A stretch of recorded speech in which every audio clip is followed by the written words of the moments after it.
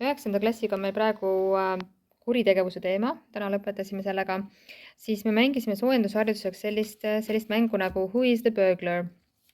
Et see on tasuta internetis olemas, ma pärast näitan ka, kus ma selle sain.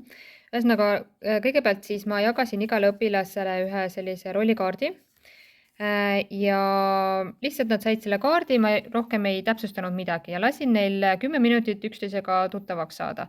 Et nad siis küsisid küsimusi üksteise käest, vastasid, vestlesid ühesõnaga erinevatel nendel teemadel, mis neil siin antud oli.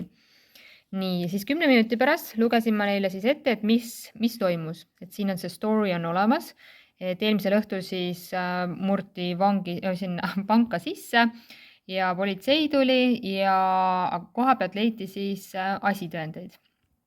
Nii, ja ütleme, täna ma siis mängisin niimoodi, et kõigepealt esimene asitõend oli see, et leiti, kuna lund oli sadanud, siis leiti jalajäljed ja see oli siis suurus 45. Et siin kaartide peal õpilastel oli siis kirjas ka jalanumbri suurus, 45 näiteks või 40, siis esimese asjana nad hakkasid mõtlema, et kellel mis jalanumber oli, et palju neil meelde jäi üksteisest.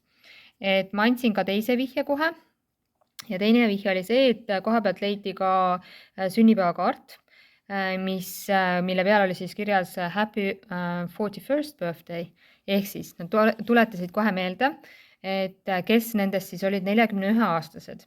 Ja siis ma lasin neil natukene omavahel veel rääkida täpsemalt, et ütleme, et seal jäi kes äkki 4-5 õpilast jäi siis, kes vastas nendele nii-öelda tingimustele ja siis nad küsisid veel seal omavahel neid täpsustavaid küsimusi, kellel kas lapsi on ja nii edasi ja siis mõne aja pärast ma andsingi järgmise vihje, et koha pealt leidi ka väikese poisi pilt. Ehk siis nad hakkasid mõtlema, et kellel oli lapsi, näiteks siin tal ei olnud üldse lapsi, mõnel oli siin 2 tütart võib-olla või 3 last või üks laps näiteks.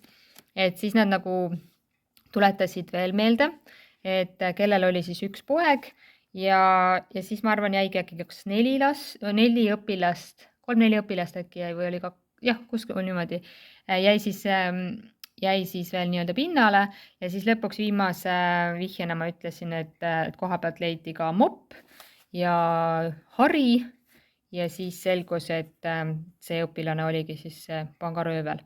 Aga see õpilane ise algul ei teadnud, et ma jagasin kaardid kätte, et nemad ise ka ei teadnud, kes nende hulgas see röövel on, et see selgus alles siis pärast, et huvitav ongi jälgida õpilaste ilmeid, et kui selgus, et kõigepealt, et see suurus 45, et see oli paljude, siis ei olnud nagu midagi. Siis järgmine oli see, et see sünnipäevakaart leiti, siis juba ma nägin, et see õpilane, kes siis nii-öelda röövel oli, siis juba kuidagi vajus kõrvale ära. Siis oligi, et leiti, mis nad leidsid, siis oli see, et ühest lapsest oli pilt seal, no ja siis ta hakkas ise ka aimama, et äkki mina olengi see röövel. Et selline hästi tore, esiteks õpilased said väga palju suhelda, harjutada sõnavara, küsimuste moodustamist ja põnev oli ka. Ma pidin näitama, kus seda saab. See on sellisel lehel nagu ESL Collective, et sealt tegelikult soovitan edaspidi ka otsida, seal on väga palju materjali, mis on kõik tasuta allalaaditav, et siit panna download ja on kõik kaardid ja kõik juhised asjad on olemas.